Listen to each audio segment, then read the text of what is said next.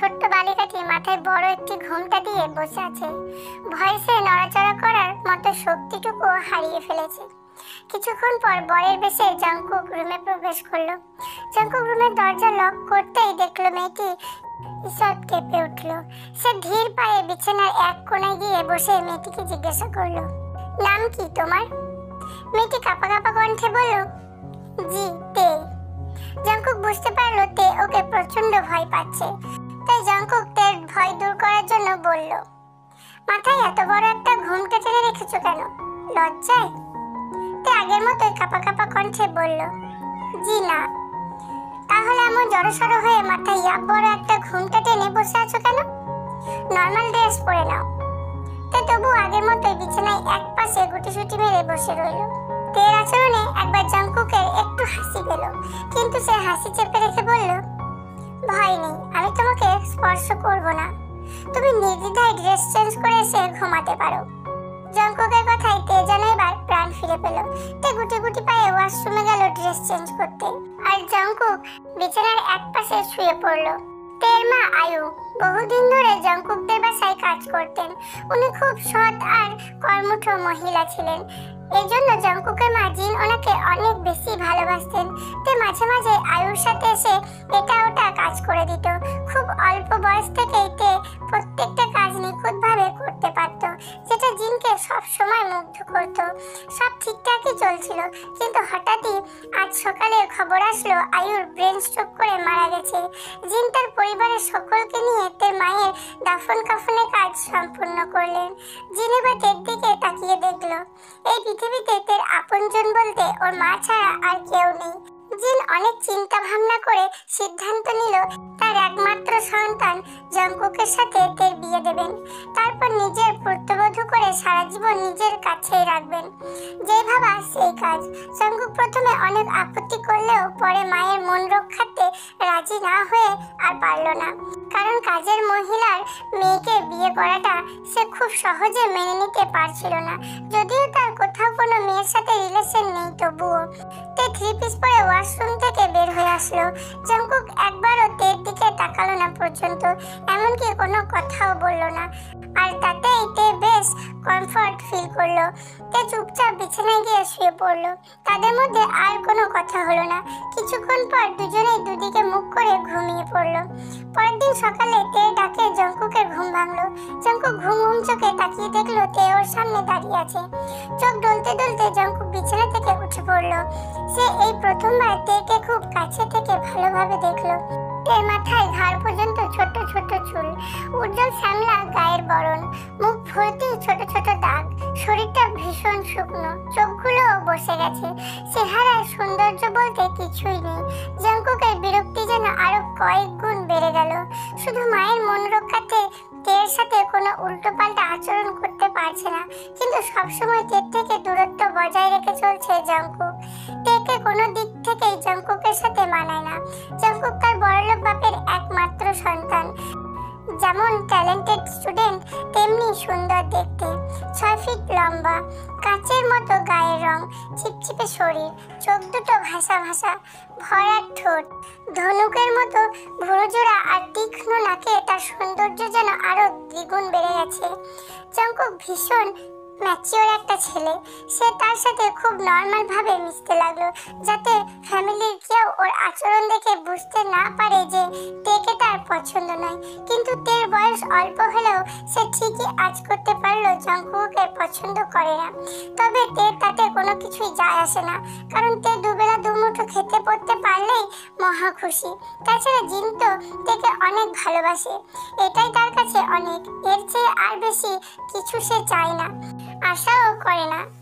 এইভাবেই কয়েকদিন কেটে গেল। জঙ্কুক মাস্টার্স কমপ্লিট করার জন্য লন্ডনে চলে গেল। 3 বছর কেটে যাওয়ার পরও যখন জঙ্কুক দেশে ফিরতে চাচ্ছিল না, তখন ফ্যামিলির সবাই বুঝতে পারলো ওর সমস্যাটা কোথায়। তার উপর আবার লন্ডন যাওয়ার পর থেকে জঙ্কুক কখনো তের সাথে কথা বলেনি। তে এই 3 বছরে অনেক কিছুই বুঝতে শিখেছে, অনেকটা বড়ও হয়ে গেছে। সে আর আগের মতো নেই, অনেক সুন্দরীও হয়ে গেছে। কোমর অবধি ছড়ানো সোনালি চুল, দুধে আলতা গায়ের বরণ, ঘন কালো ভ্রু, হরিণের মতো টানা দুটি চোখে ঢলঢল চাহনি, হালকা পাতলা শরীর, যেন সদ্য ফোটা ফুলের মতো নগ্ন রূপসী, ছুঁয়ে দিলেই মূর্ছে যাবে। তে বুঝতে পারলো জাংকুক ওর জন্যই বাসাতে আসছে না। তখন তে বাধ্য হয়ে জাংকুককে ডিভোর্স দিতে চাইলো, কিন্তু জিন কিছুতেই সেটা মেনে নিতে চাইলো না। তিনি তেকে ওনার মায়ের বাসায় রেখে আসলেন, মানে জাংকুকের দিদার বাসায়। ওনার মা অনেক বয়স্ক মহিলা, তাকে দেখাশোনা করার জন্য একটা মেয়ে রাখা ছিল। তিনি সেই মেয়েকে বাদ দিয়ে তেকে তার মায়ের দেখাশোনা করার জন্য রাখলেন, যাতে একই সাথে দুই কাজ করা যায়। তে বাসা থেকে চলে যাওয়ার কথা শুনে কয়েকদিন পরেই জাংকুক দেশে ফিরে আসলো। এসেই সে তেকে ডিভোর্স দেওয়ার জন্য সুযোগ খুঁজতে লাগলো, আর অবশেষে পেয়েও গেল। জাংকুক জিনকে জানালো যদি ওনারা তেকে ডিভোর্স দিতে না দেয়, তাহলে জাংকুক লন্ডনে গিয়ে আর কখনোই দেশে ফিরবে না। শেষে অনেক ভেবে চিন্তে জাংকুককে বললেন তেকে ডিভোর্স দেওয়ার দরকার নেই, সে কখনোই তোর সামনে এমনকি এই বাসাতেও আসবে না, চলবে। জাংকুক তবুও ডিভোর্সের বিষয়টার জন্য খুব মুখ ভার করে বসে রইল। জিন সেটা বুঝতে পেরে বলল, তুই যদি দ্বিতীয় বিয়ে করতে চাস তাহলে করতে পারিস, এতে তের কোনো আপত্তি নেই। তবে সে বেচারি অনাথ মেয়ে, ডিভোর্সের কথা শুনে যদি কোনো অঘটন ঘটায় সেই ভার কে নেবে? জাংকুক তবুও চুপ করে রইল। জিন এবার একটা দীর্ঘশ্বাস ফেলে বললেন, সে কখনো তোর কাছে স্বামীর অধিকার চাইতে আসবে না, এমন মেয়ে সে নয়, এইটুকু আস্থা রাখতে পারিস। জাংকুক নাছোড় বান্দা, সে কোনোভাবেই তার মায়ের কথাতে সায় দিল না। এতে জিন মনে মনে অনেক কষ্ট পেলেন, তবে সেটা জাংকুককে বুঝতে দিলেন না, কারণ তিনি তেকে সারা জীবনের জন্য পুত্রবধূ করে নিজের কাছে রাখতে চেয়েছিলেন। কিন্তু ছেলেটার অটল সিদ্ধান্তে তিনি হার মেনে গেলেন। কয়েকদিন পরেই তের কাছে একটা দুঃসংবাদ আসলো, জাংকুককে ডিভোর্স পেপার পাঠিয়েছে। সে প্রথমে কিছুটা কষ্ট পেলেও পরক্ষণে নিজেই সামনে নিল। জাংকুকে দেওয়া অবহেলা সহ্য করতে করতে তে এখন অনেক বড় বড় কষ্ট হজম করতে শিখে গেছে। তে ডিভোর্স পেপারটা হাতে নিয়ে জাংকুকদের বাসার উদ্দেশ্যে রওনা দিল, কারণ তে আর জাংকুককে অনেক কিছু বলতে চায়, যেগুলো সে 3টা বছর ধরে মনের মধ্যে জমা করে রেখেছে। জাংকুক বাইকটা স্টার্ট করে লুকিং গ্লাসে তাকাতেই দেখলো একটা পরমা সুন্দরী মেয়ে মাথা নিচু করে তাদের বাসায় প্রবেশ করছে। পরনে তার হালকা আকাশি রঙের একটা শাড়ি, মাথায় আঁচল তুলে দেওয়া, হাতে একটা সাদা কাগজ। মেয়েটিকে যতক্ষণ পর্যন্ত লুকিং গ্লাসে দেখা যায় জাংকুক ততক্ষণ পর্যন্তই তাকিয়েছিল। তবে মেয়েটিকে যে জাংকুক এত নিখুঁতভাবে দেখছে সেটা কিন্তু মেয়েটা বুঝতে পারছে না, কারণ সে এক দৃষ্টিতে মাটির দিকে তাকিয়ে হেঁটে যাচ্ছে। মেয়েটি যখন একদম জাংকুকের পাশ দিয়ে হেঁটে যেতে লাগলো, তখন জাংকুক ইচ্ছা করে জোরে একটা হর্ন দিল, আর অমনি মেয়েটা হাত থেকে কাগজটি পড়ে গেল। মেয়েটি যখনই নিচু হয়ে কাগজটি ওঠাতে গেল, তখন তার মাথা থেকে আঁচল পড়ে গেল, আর জাংকুক চোখ ভরে তাকে দেখে নিল। সে এমন অপরূপা সুন্দরী মেয়ে আগে কখনো দেখেনি। মেয়েটি কাগজ তুলে নিয়ে আবার মাথা নিচু করে সামনের দিকে হেঁটে যেতে লাগলো, কিন্তু কয়েক পা এগোতে সে হাঁটতে হাঁটতে পিছনে ঘুরে জাংকুকের দিকে তাকালো। খুব তীক্ষ্ণ দৃষ্টিতে এক পলক তাকিয়ে আবার মুখ ঘুরিয়ে নিল। মেয়েটির অমন তীক্ষ্ণ চাহনিতেও নেশা ধরে গেল জাংকুকের, সে পুরোই ক্রাশ খেয়ে গেল। জাংকুকের ইচ্ছা করলো কোর্টে না গিয়ে মেয়েটির পিছু পিছু বাসায় প্রবেশ করতে, কিন্তু তাতে মেয়েটির কাছে তার ওয়েট কমে যাবে ভেবে সোজা কোর্ট অভিমুখে রওনা দিল। জিন তখন ডাইনিং রুমে সোফায় বসে পেপার পড়ছিলেন। এমন সময় তেকে দেখে উনি যেন আকাশ থেকে পড়লেন। তে ওনার অবস্থা কিছুটা আঁচ করতে পেরে বলল, ভয় পেও না বড়মা, আজ আমি কোনো আবদার নিয়ে আসিনি, শুধু ওনার সাথে কিছু কথা বলতে এসেছি। জিন তের কথা শুনে হতভম্ব হয়ে গেলেন। কয়েক সেকেন্ড পর আমতা আমতা করে বললেন, আমি খুব করে চেয়েছিলাম মা, সারা জীবন তোকে নিজের কাছে আগলে রাখতে, কিন্তু আমার ছেলেটা তো খাঁটি সোনা চিনতে জানলো না। তে কোনো কথা না বলে চুপচাপ মাথা নিচু করেই রইল। জিন জাংকুককে ফোন দিয়ে বাসায় আসতে বললেন। মায়ের ফোন পেয়ে সাথে সাথে জাংকুক বাসার উদ্দেশ্যে রওনা দিল, যদি বাসায় গিয়ে ওই মেয়েটিকে আবার দেখতে পায় সেই আশায়। কিছুক্ষণ পর জাংকুক বাসায় আসলো এবং জাংকুকের মনোবাসনাও পূর্ণ হলো। জাংকুক মেয়েটি সোফায় বসে থাকা অবস্থায় দেখতে পেল। মেয়েটিকে দেখা মাত্রই তার মনে ব্যান্ড বাজতে লাগলো, যদি কোনোভাবে পটিয়ে নেওয়া যায়, মনে মনে তার ছক কষতে লাগলো। জিন এবার জাংকুককে ঘরে ঢুকতেই বলল, জাংকুক, বৌমা তোর সাথে কিছু কথা বলতে এসেছে। জিনের কথায় জাংকুকের হুঁশ ফিরল। সে আশ্চর্যের সর্বোচ্চ সীমায় পৌঁছে গিয়ে বলল, বৌমা। জাংকুকের মুখে বৌমা ডাক শুনে জিন ভাবলো হয়তো বৌমা বলাতে সে রাগ করেছে, তাই তিনি বিষয়টা ঘোরানোর জন্য বলল, তে তোর সাথে কিছু কথা বলতে এসেছে। জাংকুকের কাছে এতক্ষণ বিষয়টা পরিষ্কার হলো। সে বুঝতে পারলো এই মেয়েটাই তার স্ত্রী ছিল, কিন্তু সে অবাক হয়ে গেল এই ভেবে যে সেদিনের সেই ছোট্ট বালিকাটি আজ এত বড় হয়ে গেছে, এত রূপসী হয়ে গেছে। কতটা অবহেলায় আর অযত্নে তার বাল্যকাল কেটেছিল, যে এমন চাঁদের মতো সুন্দর মুখখানি কালো মেঘের আবরণে ঢেকে গিয়েছিল। জাংকুক মনে মনে বেশ অনুতপ্ত হলো। তেকে সিঁড়ি বেয়ে ছাদে উঠে যেতে দেখে জাংকুকের ভ্রম কেটে গেল। সে তের পিছু পিছু ছাদে উঠতে লাগলো। এদিকে তের ভেতরে দ্বিধাদ্বন্দ্ব শুরু হয়ে গেছে। সে কি বলবে, কোথা থেকে শুরু করবে, মনে মনে সেসব আউড়ে নিতে লাগলো। তে ছাদের এক কোণে গিয়ে দাঁড়ালো। জাংকুকও ধীর পায়ে ওর পিছু পিছু গিয়ে ওর থেকে সামান্য দূরে গিয়ে দাঁড়ালো। জাংকুকের ভেতরেও খুব অস্বস্তি বোধ কাজ করছে, কারণ সে প্রতিটা পদে পদে বুঝতে পারছে যে সে তেকে কতটা অবহেলা করেছে। তে কিছুক্ষণ চুপচাপ থেকে স্বাভাবিকভাবে বলতে শুরু করলো, আসলে আমি তো আপনার মতো অত বেশি পড়াশোনা করিনি, তাই বুঝতে পারছি না কোনটা বলা ঠিক হবে আর কোনটা বলা ভুল হবে। তবে আপনি তো অনেক শিক্ষিত মানুষ, আমার ভুল ত্রুটিগুলো ক্ষমার দৃষ্টিতে দেখবেন।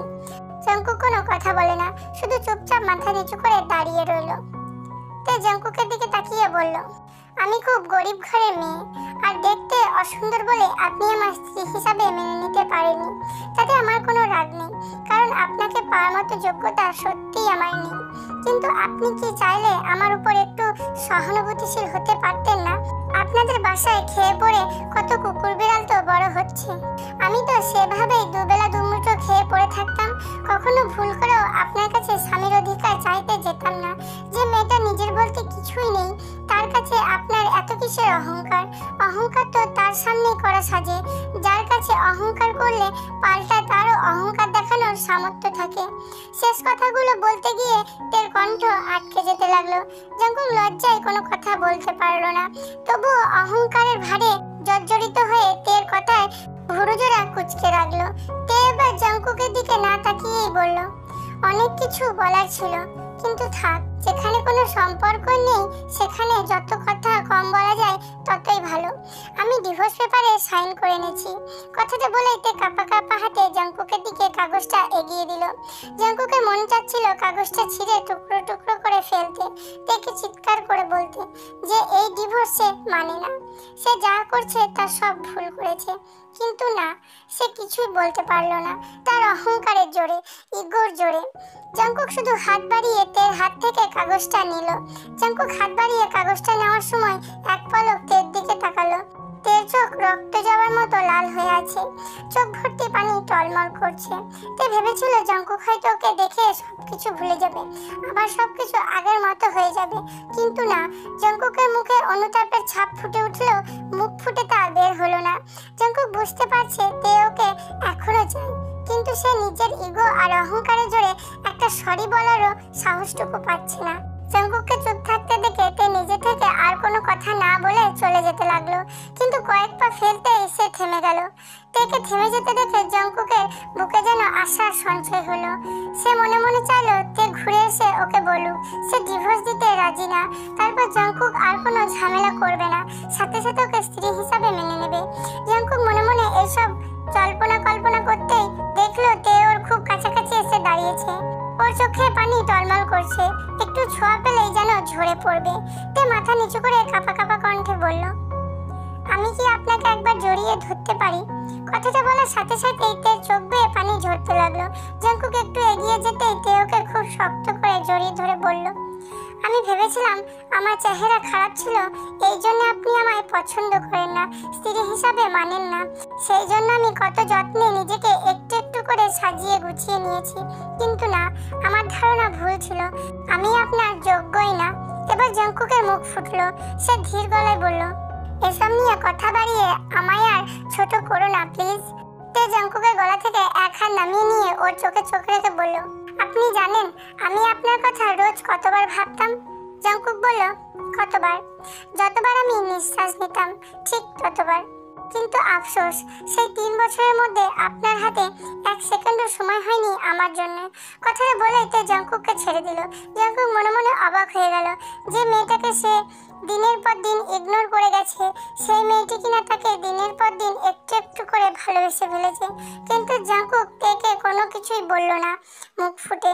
এটাই জাংকুকের বড় প্রবলেম। আত্মঅহংকারে একদম গাছের মগডালে উঠে বসে থাকবে, মুখ ফুটে কিছুই বলবে না, কিন্তু ভেতরে ভেতরে কাঙ্ক্ষিত বস্তুটি পাওয়ার জন্য কুড়ে কুড়ে মরবে। জাংকুকের এসব চুপচাপ নীরবতা তের কাছে ভীষণ কষ্টকর হয়ে দাঁড়ালো। তে মুহূর্তের মধ্যে জাংকুকের দিকে অগ্নিদৃষ্টি নিক্ষেপ করে বলল, ভয় নেই, আমি যদি গলে পচে মাটির সাথে মিশেও যাই তবুও কখনো আপনার কাছে স্বামীর অধিকার চাইতে আসবো না, কখনো না। ভালো থাকবেন। কথাটা বলে তে খুব দ্রুত পায়ে চলে যেতে লাগলো। জাংকুকের উত্তর অপেক্ষা করার মতো ধৈর্য তের শেষ হয়ে গেছে। নিচে যেতেই জিন তের হাতটা খপ করে ধরে বললেন, তুই আমায় কথা দে মা, রাগের মাথায় উল্টো পাল্টা কিছু করবি না। তে কিছুক্ষণ পর একটা দীর্ঘশ্বাস ফেলে বলল, তুমি আমায় নিয়ে একদম চিন্তা করবে না বড় মা, দেখবে একদিন আমি ঠিকই নিজেকে গুছিয়ে নিতে পারবো। তে আর বিন্দু মাত্র দেরি না করে চলে যেতে লাগলো। জাংকুক সিঁড়ি বেয়ে নিচে নামতেই দেখলো তে খুব দ্রুত গতিতে চলে যাচ্ছে। জাংকুকের মাথায় কোনো কিছুই কাজ করলো না। জাংকুক সোজা রুমে গিয়ে সশব্দে দরজা লাগিয়ে দিয়ে শুয়ে পড়লো। তে ট্যাক্সি করে ওর বান্ধবী জিমিনের বাসায় চলে গেল। জিমিন ওর ছোটবেলার বান্ধবী। সে অনেক ধনী ঘরের মেয়ে, পেশায় একজন ফ্যাশন ডিজাইনার। তে ওর কাছে গিয়ে সবকিছু খুলে বলল। সব শুনে জিমিন একগাল হেসে বলল, এ আবার কি সমস্যা, আমার সাথে খাবি দাবি থাকবি, নো প্রবলেম। আর তোকে আমি ফ্যাশন ডিজাইনের সব কাজ শিখিয়ে দেবো। তুই তো হাতের কাজে অনেক এক্সপার্ট, খুব সহজে সবকিছু আয়ত্ত করে নিতে পারবি, স্যালারিও অনেক বেশি। তে কৃতজ্ঞতায় মুখ লাল করে বলল, আমি কখনোই ভাবিনি জিমিন তুই আমার এত ভালোবাসিস। জিমিন হেসে বলল, পরে যেন আমায় আবার ভুলে যাস না, তাহলেই হবে। তে খুশিতে কান্না করে ফেললো। তে জিমিনকে জড়িয়ে ধরে বলল, তোর ওই উপকার আমি সারা জীবন মনে রাখবো। 2 দিন পরের ঘটনা। জাংকুক অলরেডি তের ঠিকানা কালেক্ট করে ফেলেছে। শুধু এতটুকু নয়, তের পিছনে ওর ফ্রেন্ড বুগামকেও ডিটেকটিভ হিসাবে লাগিয়ে রেখেছে। তে কখন কোথায় যায়, কি করে, সবকিছু বুগাম ফলো করে জাংকুককে বলে দেয়। দুপুরে গোসল সেরে জাংকুক মাত্র খেতে বসেছে, এর মধ্যে বুগামের ফোন আসলো। জাংকুক রিসিভ করতে ওপাশ থেকে বুগাম বলল, দোস্ত ভাবির সাথে যে মালটা আছে না, সেটা তো হেভি চাল জানে দেখছি। ভাবিকে নিয়ে শপিং মলে এসেছে, সাথে একটা ছেলেকেও এনেছে। তুই কি আসবি? লোকেশন অন কর, আমি এখনই রওনা দিচ্ছি। জাংকুকের আর খাওয়া হলো না। সে হাত ধুয়ে রুম থেকে ড্রেস চেঞ্জ করে রওনা দিল। ওর মাথা এখন হ্যাং হয়ে গেছে। তে আর জিমিনের সাথে যে ছেলেটি ছিল সে মূলত মেলি টাইপের। সে জিমিনের অ্যাসিস্ট্যান্ট। বুগাম ছেলেটাকে ভালোভাবে না দেখে জাংকুককে সব বলে দিয়েছে। এখন যখন বুগাম এই বিষয়টা জানার পর সে পড়ে গেছে মহা বিপদে। না জানি জাংকুক ওকে কি বলবে। তে ড্রেস চয়েস করতে করতে হঠাৎ খেয়াল করলো জাংকুক লিফট থেকে নেমে 3rd ফ্লোরে আসছে। তেও 3rd ফ্লোরেই আছে। জাংকুককে দেখেই তে থমকে দাঁড়ালো। তে ভাবতে লাগলো জাংকুক এখানে কি করতে আসছে। জাংকুকও তেকে দেখতে পেয়ে তের সামনে গিয়ে দাঁড়িয়ে সানগ্লাসটা খুলে হাতে নিল। চারপাশে তাকিয়ে দেখলো তাদের সাথে কোনো ছেলে নেই, যেটা আছে সেটা হাফ লেডিস। কিন্তু তবুও জাংকুকের মাথায় চচ্চল করে রক্ত উঠতে লাগলো। সাথে সাথে ওর চোখে মুখে রাগের ছাপ ফুটে উঠলো। জিমিন কি জানি বলতে চেয়েও বলার সাহস পেল না। বুগাম ভয়ে ভয়ে ঢোক গিলতে লাগলো। জাংকুকের মাথায় রাগ উঠেছে তের পেটের কিছু অংশ বের হয়ে থাকতে দেখে। সে আচোখে তের পেটের দিকে কয়েকবার তাকালো যাতে তে শাড়িটা ঠিক করে নেয়, কিন্তু তে ওর চোখের ভাষা বুঝেও কোনো কেয়ার করলো না। তে জিমিনের হাত ধরে টেনে নিয়ে চলে যেতে লাগলো। এতে জাংকুক রাগের চূড়ান্ত সীমায় পৌঁছে গেল। জাংকুক তের বাম হাতটা শক্ত করে চেপে ধরে বলল, সমস্যা কি তোমার? ইদানিং খুব সাহস হয়ে গেছে দেখছি। কান খুলে শুনে রাখো, এমন কিছু করো না যাতে আমার সহ্যের সীমা অতিক্রম হয়ে যায়। জাংকুকের কথায় তে প্রচন্ড রেগে গেল। সে দাঁতে দাঁত চেপে বলল, আমায় নিয়ে মাথা ঘামানোর কোনো রাইট আপনার নেই, হাতটা ছাড়ুন। তের কথা শুনে জাংকুক রাগে আগুন হয়ে গেল। সে তের দিকে অগ্নিদৃষ্টি নিক্ষেপ করে বলল, আমায় কিন্তু বেশি রাগিয়ে দিও না, না হলে খুব খারাপ হয়ে যাবে। তে জাংকুকের চেয়ে দ্বিগুণ বেশি রেগে গেল। সে এক ঝটকায় জাংকুকের হাতের মুঠো থেকে নিজের হাতটা খুলে নিল। তে এবার জাংকুকের মাথার পিছনে চুলটা শক্তভাবে মুষ্টি করে ধরে তার তীক্ষ্ণ চাহনিতে জাংকুকের চোখে চোখ রেখে বলল, তোকে খুব বেশি রাগিয়ে দিলে তুই আমার কি করবি? হ্যাঁ? জাঙ্কুক কিছু একটা বলতে যাবে তার আগেই তে ওর ঠোঁটে গভীরভাবে একটা কিস করলো। জাঙ্কুক তো চারিদিকে এক পলক তাকিয়ে পুরাই হাঁ করে দাঁড়িয়ে রইলো। এদিকেতে বিন্দু মাত্র কাল বিলম্ব না করে জিমিনকে নিয়ে চলে যেতে লাগলো। বোগাম ঢোক গিলতে গিলতে বলল, এটা কি হলো রে মামা, তোর ঠোঁটে তো পুরাই ঘন্টা বাজিয়ে দিয়ে গেল। জাঙ্কুক ওর হাত দিয়ে ঠোঁট দুটো মুছে নিয়ে চলে যেতে লাগলো। বোগামের সাথে কোনো কথা বলল না। তে বাসায় যেতে যেতে সিদ্ধান্ত নিল সে কিছুদিনের মধ্যে একটা ছেলের সাথে রিলেশন করে জাঙ্কুককে উচিত শিক্ষা দেবে। এদিকে জাঙ্কুকও মনে মনে সিদ্ধান্ত নিল সে অন্য একটা মেয়ের সাথে টাইম পাস করে তেকে উচিত শিক্ষা দেবে। যে ভাবা সেই কাজ। জাঙ্কুক প্রথমে একটা সুন্দরী জিএফ খুঁজতে লাগলো এবং খুব তাড়াতাড়ি পেয়েও গেল। ওর ফুফাতো বোন জেনি যেমন ধনীর দুলালি তেমন হায়ার এডুকেটেড, দেখতে তের চেয়েও সুন্দরী। জাঙ্কুক এবার জেনির সাথে মেলামেশা করতে শুরু করে দিল। অন্যদিকে তে সেসবের কিছুই করলো না। তে ভাবতে লাগলো জাঙ্কুকের সাথে টক্কর দিতে যাওয়াটা তার বোকামি হবে, কারণ তার মাথার উপরে কোনো ছাতা নেই। তাই সে চুপচাপ নীরবে থাকার সিদ্ধান্ত নিল। তে সবকিছু বাদ দিয়ে জিমিনের কাছে নিয়মিত কাজ শিখতে লাগলো আর বাইরে ঘোরাঘুরি বন্ধ করে দিল। তেকে চুপচাপ থাকতে দেখে জাঙ্কুকের ধৈর্যের বাঁধ ভেঙে যেতে লাগলো, কারণ সে যে জেনির সাথে রিলেশন করছে সেটা তেকে সরাসরি দেখাতে পারছে না। একদিন জিমিন তার বয়ফ্রেন্ডের সঙ্গে দেখা করতে তেকে নিয়ে নিউ মার্কেটের একটা রেস্টুরেন্টে গেল। তে যেতে না চাইলেও জোর করে নিয়ে গেছে জিমিন। এদিকে বোগাম এই খবরটা জাঙ্কুককে দিয়ে দিল। জাঙ্কুকও তাড়াতাড়ি জেনিকে নিয়ে সেই রেস্টুরেন্টেই হাজির হলো। জিমিন ওর বিএফ সুগার সঙ্গে গল্প করছে আর তে এক একটা টেবিলে চুপ করে বসে আছে। জাঙ্কুক জেনিকে নিয়ে ঠিক তে দুটো টেবিল পরেই একটা টেবিলে বসলো। ও জেনির সঙ্গে কথা বলতে শুরু করলো। তে জাঙ্কুকের কণ্ঠস্বর শুনতে পেয়ে তীক্ষ্ণ চাহনিতে এদিক সেদিক তাকাতে লাগলো। জাঙ্কুকের দিকে চোখ পড়তেই দেখলো সত্যি সত্যি জাঙ্কুক একটা মেয়ের সাথে বসে কথা বলছে। মেয়েটা চিনতে খুব বেশি সময় লাগলো না। কয়েক সেকেন্ড পরেই জাঙ্কুকের সাথে ওর চোখাচোখি হয়ে গেল। দৃশ্যটা দেখার পর থেকেই তে বুকের ভেতরটা মোচড় দিতে লাগলো, মাথাটা ঝিমঝিম করতে লাগলো। সে বাম হাতের উপর মাথা ভর দিয়ে কিছুক্ষণ চোখ বন্ধ করে রইল। জাঙ্কুক আর চোখে তেকে প্রথমে দেখছিল। জাঙ্কুক তের এক্সপ্রেশনটা দেখে খুশি হওয়ার বদলে কিছুটা বিষণ্ণ হয়ে গেল, কারণ সে ভেবেছিল তে ওকে দেখে হয়তো রেগে যাবে। কিন্তু না, জাঙ্কুক তের মুখে কোনো প্রকার রাগের ছাপ দেখতে পেল না, বরং তার চোখে মুখে এক প্রকার মর্মাহত হয়ে পড়ার ছাপ দেখতে পেল। জাঙ্কুক আরো খেয়াল করলো তের চেহারা আগের মতো আর সেই সৌন্দর্যটা নেই। এই কয়েকদিনে মলিন হয়ে গেছে, চোখে মুখে দুশ্চিন্তার ছাপ পড়ে গেছে। জাঙ্কুকে এক ধ্যানে তের দিকে তাকিয়ে থাকতে দেখে জেনি বলল, জাঙ্কুক তুমি কি এখনো ওই আনকালচার খ্যাত মেয়েটার পিছনে পড়ে আছো? জেনির কথা শুনে জাঙ্কুকে হুঁশ ফিরল। জাঙ্কুক তের থেকে মুখ ঘুরিয়ে নিল, কিন্তু জেনির কথায় কোনো রেসপন্স করলো না। এতে জেনি কিছুটা বিরক্তি নিয়ে বলল, মামি নির্ঘাত সেকালের মানুষ, তাই এমন নিচু ফ্যামিলির একটা মেয়ের সাথে তোমার বিয়ে দিয়েছিল। তুমি যেটা করেছো সেটা একদম ঠিক করেছো বেবি। এন্ড ইউ নো, আমি তোমাকে ছোটবেলা থেকে কতটা লাভ করি, আর এই খ্যাত মেয়েটার থেকে আমি সব দিক থেকে অনেক বেশি ভালো আছি।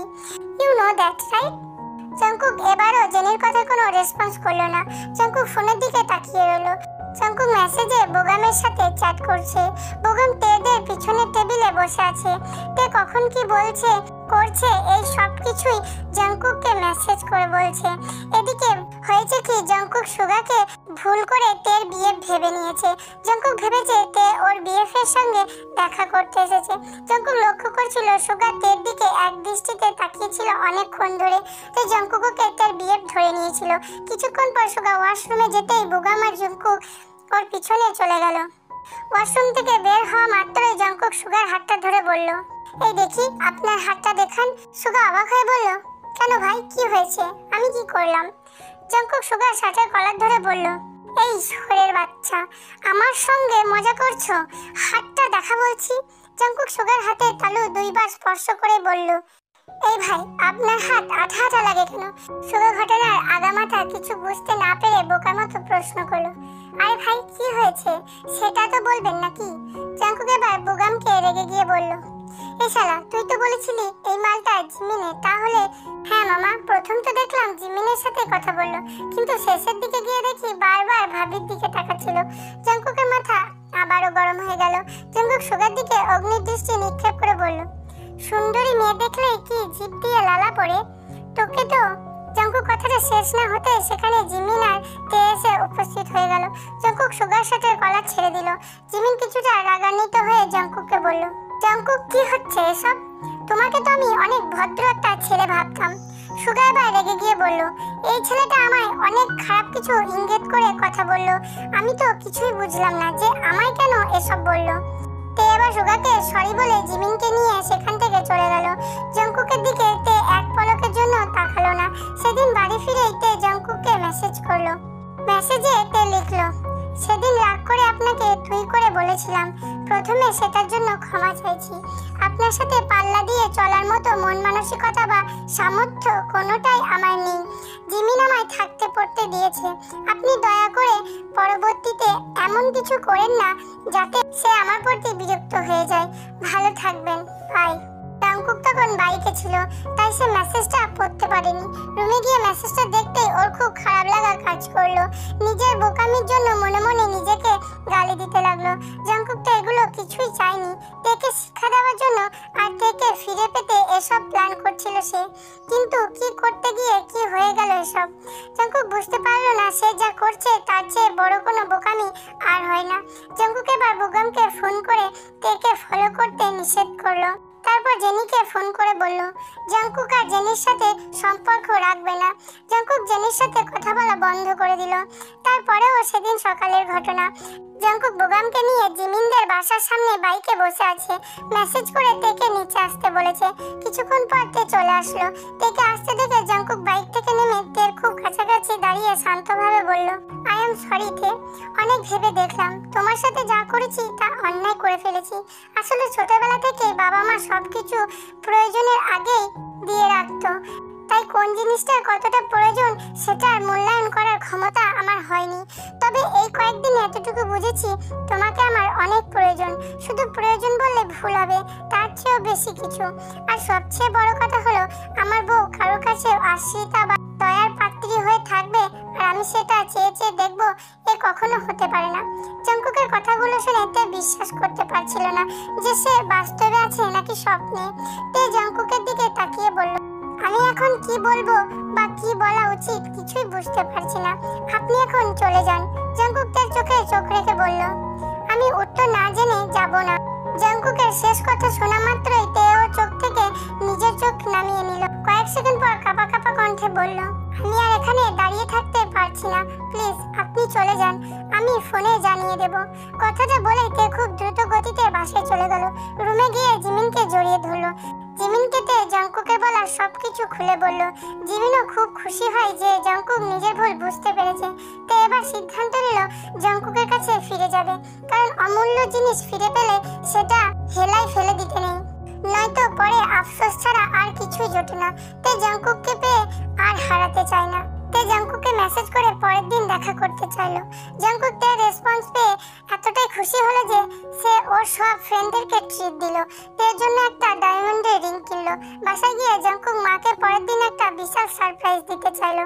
জাঙ্কুক তার কথা মতো সেন্ট্রাল পার্কে বসে তের জন্য অপেক্ষা করছে। আর জাঙ্কুক পাঞ্জাবি পরে এসেছে। নীল রঙের পাঞ্জাবিতে ওর সৌন্দর্য বেড়ে আরো দ্বিগুণ হয়ে গেছে। সে তেকেও আকাশি রঙের একটা শাড়ি পরে আসতে বলেছে। কিন্তু বিকাল গড়িয়ে সন্ধ্যা হতে চললো, তবু তের আসার কোনো নামই নেই। জাঙ্কুক থেকে বারবার কল করতে লাগলো, কিন্তু তের কোনো রেসপন্স পেল না। সন্ধ্যা গড়িয়ে যাওয়ার পরও যখন তে পার্কে আসলো না, তখন জাঙ্কুক মিট করার আশা ত্যাগ করে বাসায় রওনা দিল। অর্ধেক রাস্তা না যেতেই ওকে জিমিন ফোন করলো। জাঙ্কুক সাথে সাথে ফোনটা রিসিভ করলো। ওপাশ থেকে জিমিন কাঁপা কাঁপা কণ্ঠে বলল, জাঙ্কুক তে কি তোমার সাথে আছে? জাঙ্কুক বাইক থামিয়ে উত্তেজিত হয়ে বলল, না কেন, তে বাসায় নেই? জিমিন বলল, না আসলে ওর ফোন থেকে শুরু করে সকল জিনিসপত্র রুমে আছে, শুধু ওই নেই। তুমি প্লিজ একটু আমাদের বাসায় আসো, সামনাসামনি কথা হবে। জাঙ্কুক প্রায় বিদ্যুতের গতিতে জিমিনদের বাসায় পৌঁছে গেল। জাঙ্কুক তের রুমে গিয়ে দেখলো বালিশের পাশে ফোনটা উল্টো করে রাখা আছে।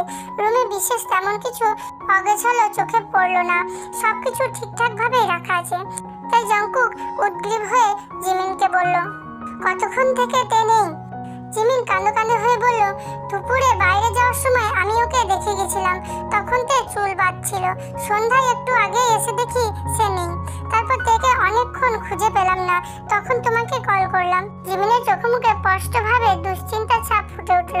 জঙ্কুক থেকে শেষ পর্যন্ত কোথাও না পেয়ে শেষে বাধ্য হয়ে থানায় ডায়েরি করে বাসায় রওনা দিল। রাত প্রায় 10টার দিকে জঙ্কুক বাসায় ফিরল।